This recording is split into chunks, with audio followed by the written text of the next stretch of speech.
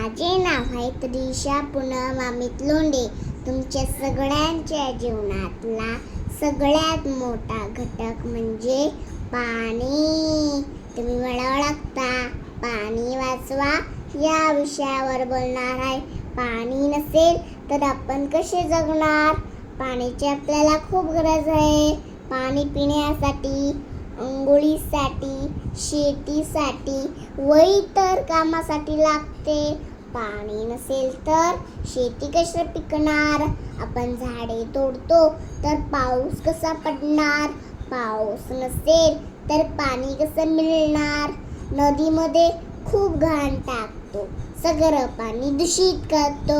दात घासताना नळ चालू ठेवतो, भांडी घासताना नळ चालू ठेवतो, अंघोळ करताना नळ चालू ठेवतो. किती पाणी वाया घालवतात. पुढच्या पिढीला पाणी मिळेल का याचा विचार केलाय का? नाही ना. चला तर मग सगळ्यांनी मिळून पाण्याची बचत करू. पाणी वाचवा, जीवन वाचवा.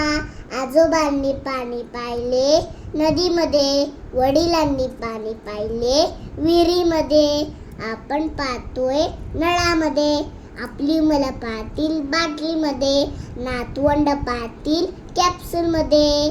नदी सुकली विहीर आटली, नदी सुकली विहीर आटली, बोंबाटा झालाय गावभर.